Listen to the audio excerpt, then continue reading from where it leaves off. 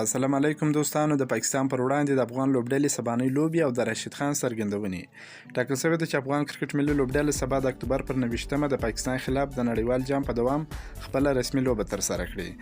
د یادې سیالۍ تر مخه د افغان لوبډلې ګوګلي ورو ته پچونکی راشد خان د ICC له لوري په ترتیب شوي انلاین پرنس کانفرنس کې د پاکستان او افغانستان پر راتلونکي سیالۍ بحث وکړ.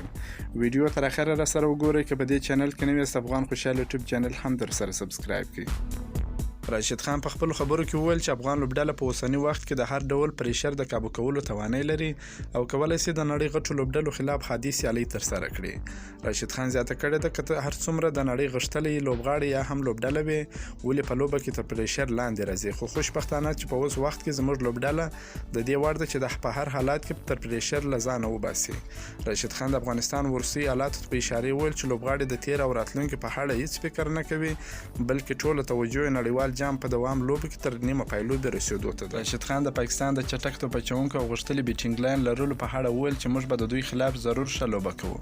راشد خان زیاته کړه پاکستان رښتیا هم د نړۍ غښتلې لوبډله ده، خو نړیوال جام ته هره راتلونکې لوبډله ښه چمتووالی لري. نو موږ هم ټولو لوبو ته اماده یو، هغه که د هند، پاکستان یا هم نیوزیلند خلاف وي. زموږ سپین بالینګ د نړۍ منل سوی بالینګ دی او وروستۍ کې زموږ توپوهونکي هم ډېر غښتلي روان دي.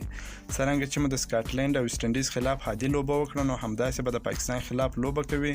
موږ به لوبه ګټو او هیوادوالو ته به انشاءالله ښه زیری ولرو. خان د تیر 2019 کال 500 ورځې نړیوال جام په دوام کې افغانستان او پاکستان لوبې ته په اشاره وویل چې دواړو لوبډلو همیشه په زړه پورې سیالۍ کړې دي او په ډېر کم توپیر پاکستان له افغانستان سیالۍ ګټلې دي. خو له افغان مینوالو مې هیله او غوښتنه ده چې په لوبغالي کې قرار کښیني او له سیالۍ خوند واخلي. د تیر نړیوال جام په څیر تر لوبې وروسته د پاکستاني لوبډلې له مینوالو سره ګډوډۍ او شخړې ونه کړي. د مبصرینو په نظر د هند او پاکستان تر لوبې وروسته به د افغانستان او پاکستان ترمنځ لوبه یوه له جالبو لوبو په روان نړیوال جام کې واوسي. که مو دا ویډیو خوښه شوې ویډیو در سره لایک کړئ. که په دې چینل کې نوي یاست افغان خوشحال یوټیوب چینل هم در سره سبسکرایب کړئ. د نور تازه معلوماتو لپاره هم زموږ سره اوسئ. تر بلې ویډیو پورې د الله په امان.